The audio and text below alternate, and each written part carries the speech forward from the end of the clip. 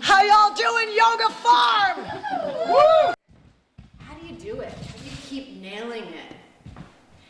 And he said, because I don't care about anything other than the bullseye. Everybody else wanted to win the prize. He said, I get the bullseye because I love archery. Whatever you love will move you into abundance naturally. You give what you love to give. The other metaphor, and this ties into what we offer here at Yoga Farm, is think of your fireplace or your wood stove. You say to the fireplace, when you give me heat, I'll give you some wood. That's not the way it is. It begins by giving your gift. For the wood stove, we have wood. And Daniela and I, when we started Yoga Farm, we saw a vision of finding a way to give. And this isn't anything that we've come up with. Mm-hmm. These are how we were taught. Daniela and I have had some very patient teachers. We just love to give. So here at Yoga Farm, we have classes and things that are just designed to help people to connect with what's true for them. What's true for me is different than what's true for you. We call all of this yoga because yoga means connection, it means union, it means reuniting. Wellness is living in balance in one's body, mind, and spirit. The 3 stages of work that I offer people to come into balance: heal, sustain, and thrive. And for me, wellness is a complete approach to my physical, my spiritual, and my astral body. And it's a practice. Don't step on the flaming point. Yana wani yana away ho anna. Yana wani yana away ho anna. I'm an acupuncturist specializing in NATE and Nambuja allergy elimination technique. Acupuncture has been used for thousands of years for the treatment of just about anything. I'm an essential oils consultant and coach, and I teach about using very high-grade therapeutic essential oils for health and wellness. It is a great passion of mine to share with others the practice of sacred chant, also known as ecstatic chant, because it brings on a sense of joy and euphoria for those who practice it. At Yoga Farm, we teach practices and tools that help our students and clients love and live in a healthy body, experience kindness of their mind, and to feel the rapture of being alive in their soul. And along the way, our students cultivate the garden of their life.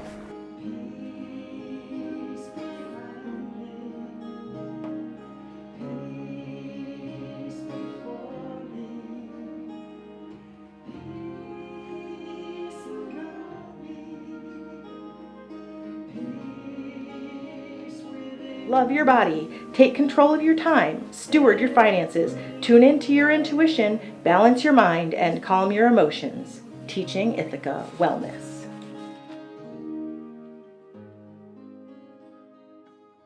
So the yoga at Yoga Farm is designed to be healing. It's a little more gentle than the kind of yoga you might experience at some of the other studios that are entirely focused on yoga. For us, yoga is 1/3 of what we offer, and it's the third that helps us with connection and healing of our body and our relationship to our body.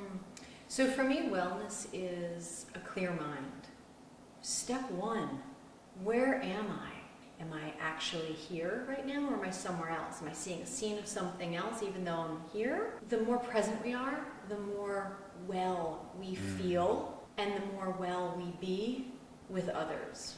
So for me, wellness isn't just about how we feel in our body, though that's a component. Wellness is equally about who are we in our relationships. Understanding where are we typically. Are we present? Are we not? We're not monks and nuns. Most of you watching this right now aren't monks and nuns. And Marin Roche likes to call who we are our householders. We're in the world of relationships, we're in the world of families and jobs. And our relationship with one another and our relationship with ourselves flows from our relationship with our own mind. And our happiness is a reflection, our wellness, our well-being is a reflection of the quality of our thoughts, the quality of the descriptions that are running as we go about our day as householders.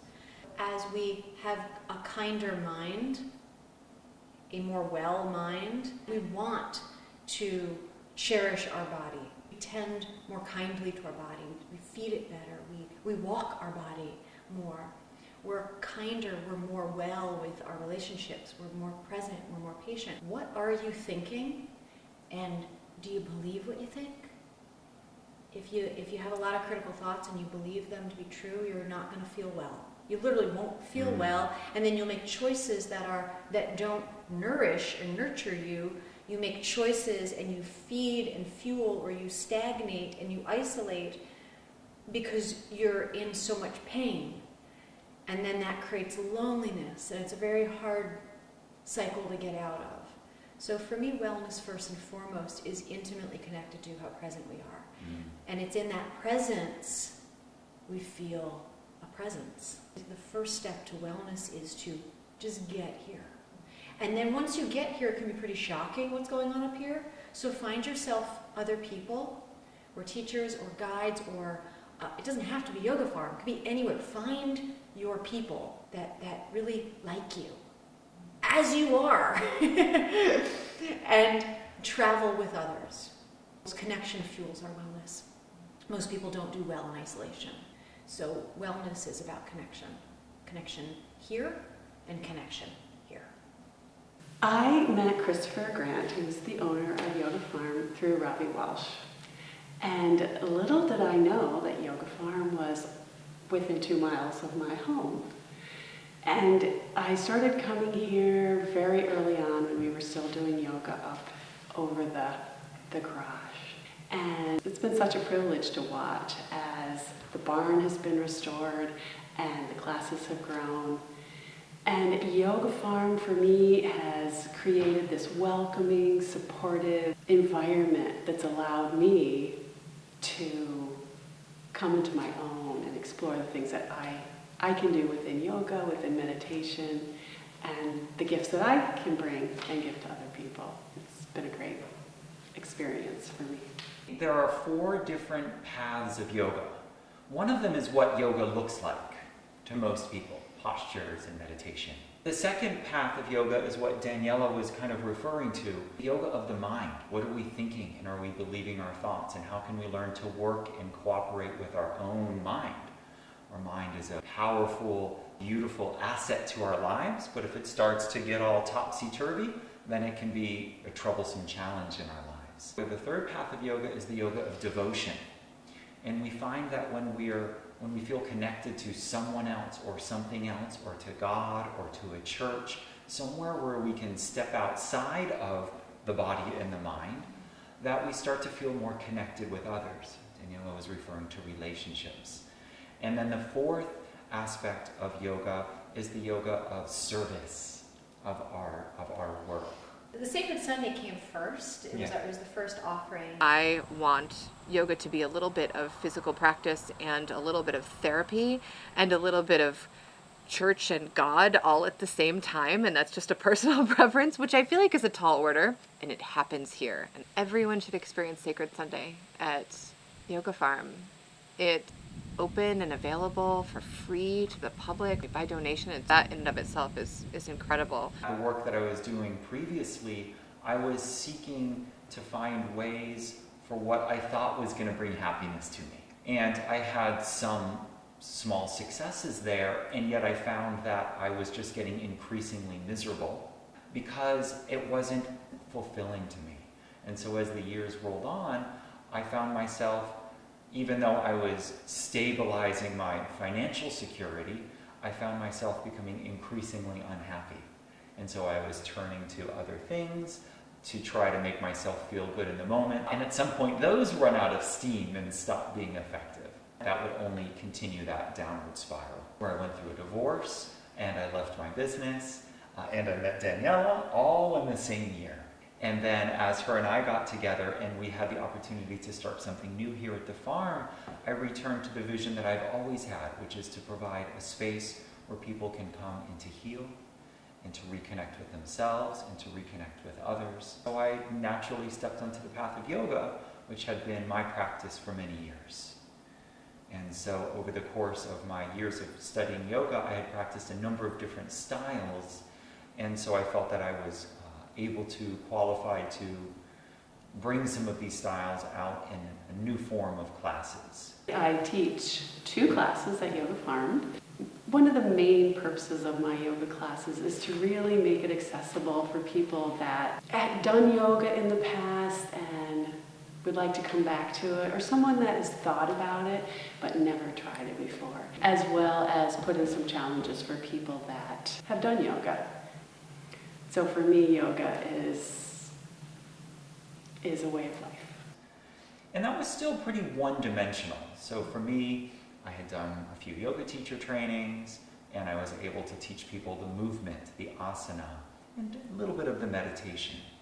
And then when Daniela started coming in more and more into the second year, and now we're at our third year here, she brought in a dimension to the teaching here at Yoga Farm that has changed it from a yoga studio where people are learning yoga to an educational school where people are learning skills for how to really flourish in their life.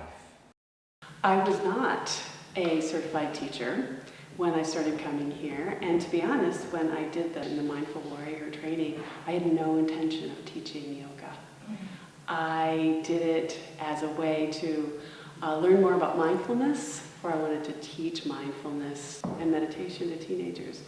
And about halfway through the class, I discovered that this was something that I wanted to do. And it really pulled me.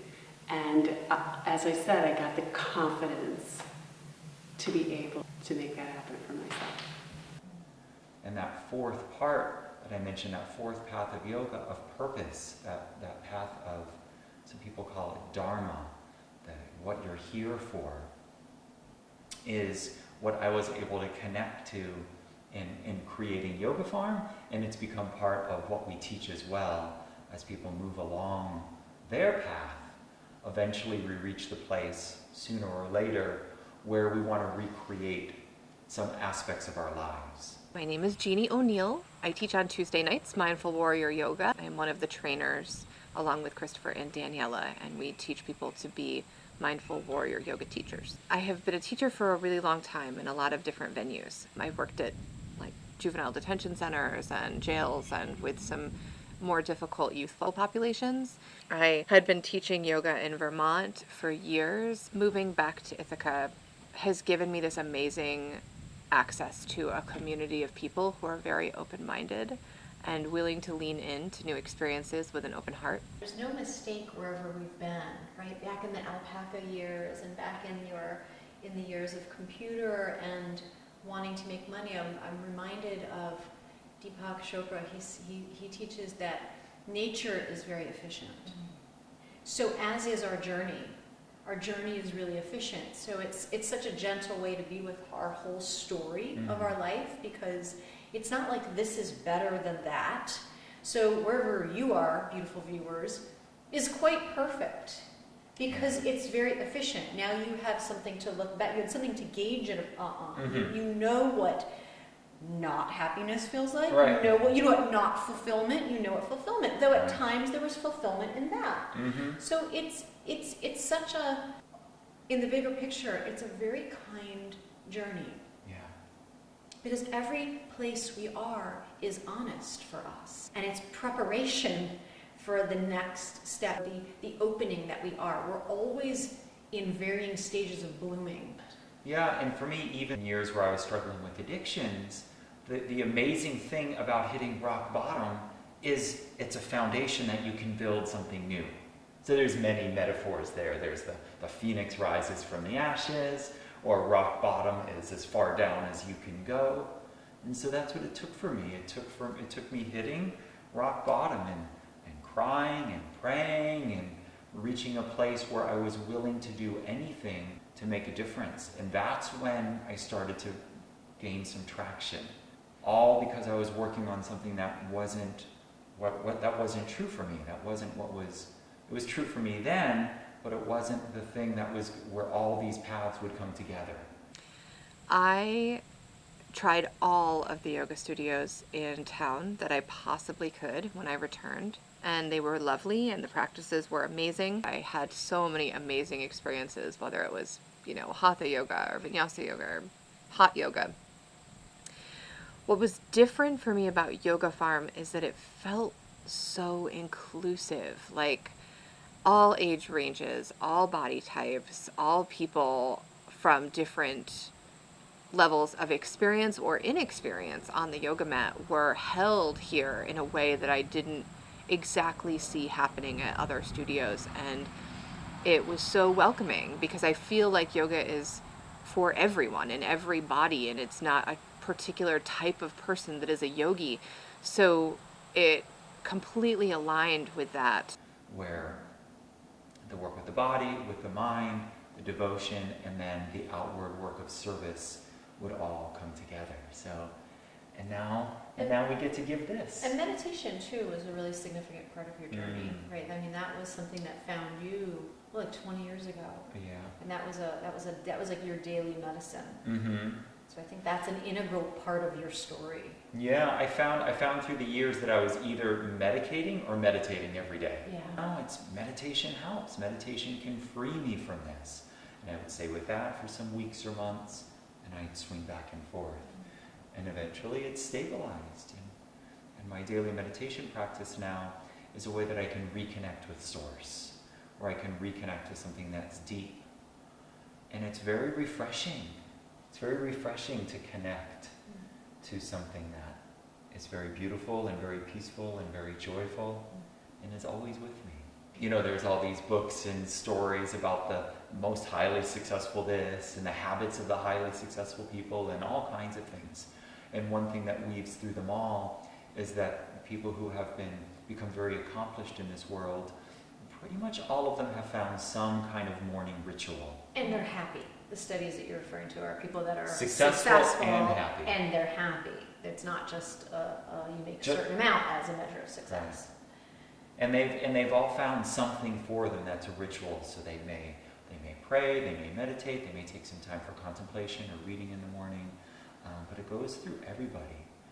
That if we are constantly out there, from the moment the alarm, we hit snooze on the alarm and we launch into our day and we're all out there and we don't take time to recharge our batteries, to reconnect with something that is beyond, that is deeper than all that's out there, we just become drained.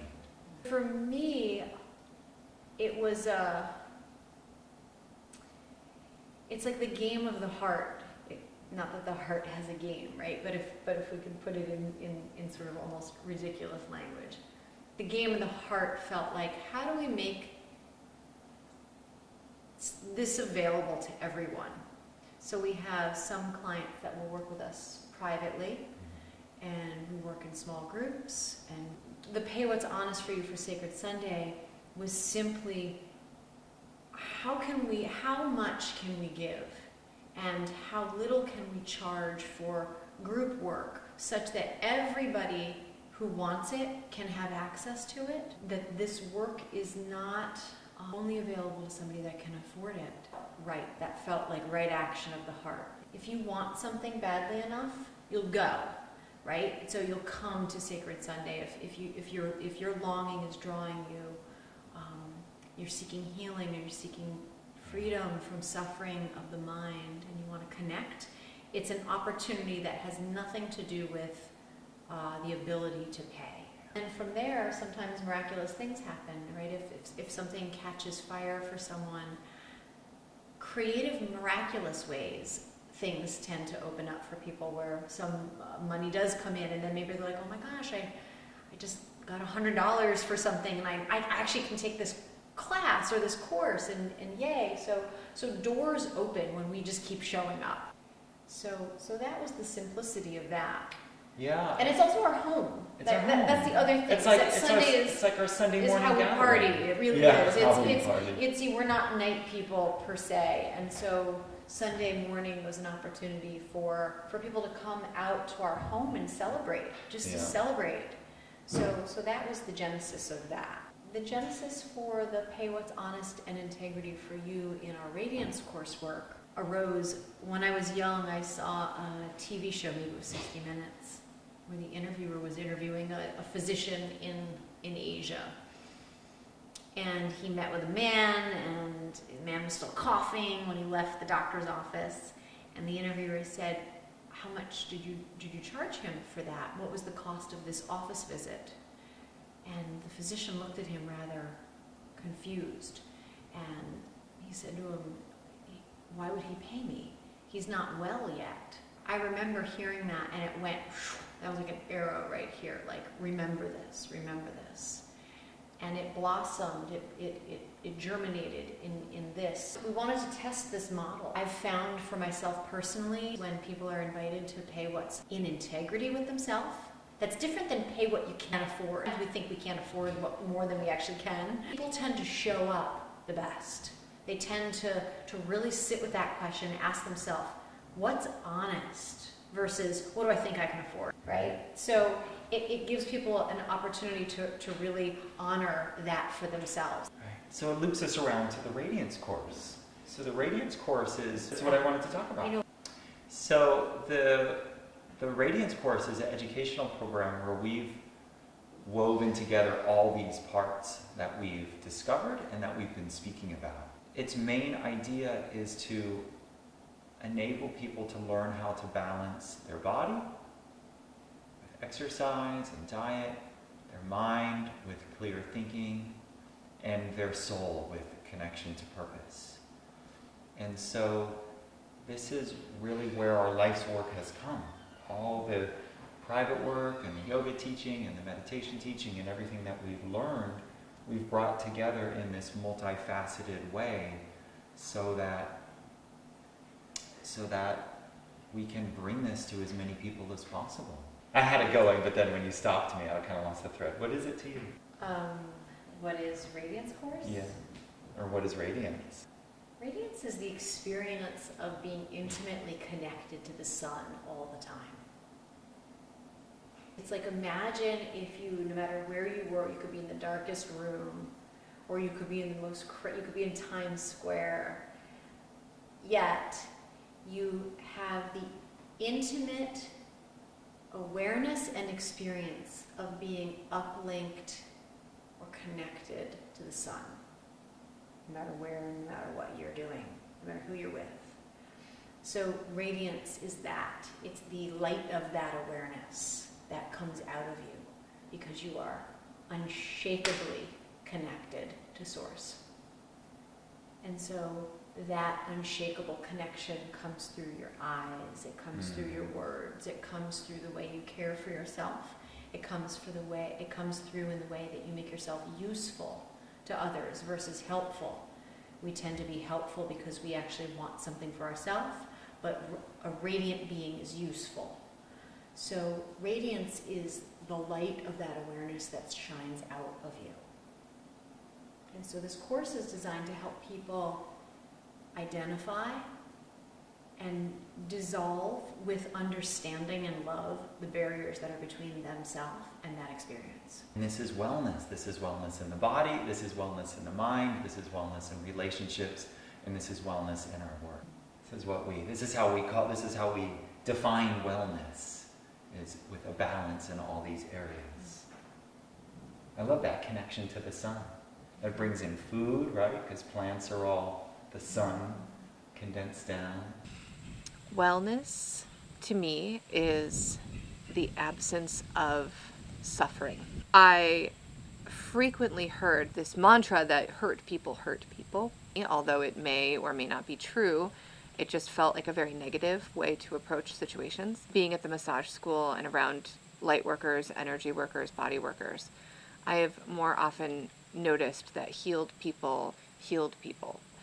I love having the opportunity and just the gift of witnessing all of these healing people reaching out and healing people. The one thing that I would really like to add is that I can't remember the person that said it, but these are not my words. Yoga is not about self-improvement. Yoga is about self-acceptance. And that is something that it resonated with me and I carried it with me. That's what yoga did for me. It has allowed me to accept my body and everything about me, where I'm at, for what it is, and to love it and be okay with what my body can do and be so grateful for that instead of focusing on the things that it can't do. Right. So wellness is the recognition of all of the inherent components of all this, the recognition and appreciation of all this in your life, so that we are able to stop dwelling so much on what's going wrong in our life and start to see how much is going right, to see how our life has been benefited, and we can connect with a deep wellspring of gratitude. And when that starts bubbling up, all that's left is to give. So that's wellness to me, is being grounded enough such that our life can become a life of service. Voices and hearts come to sing together.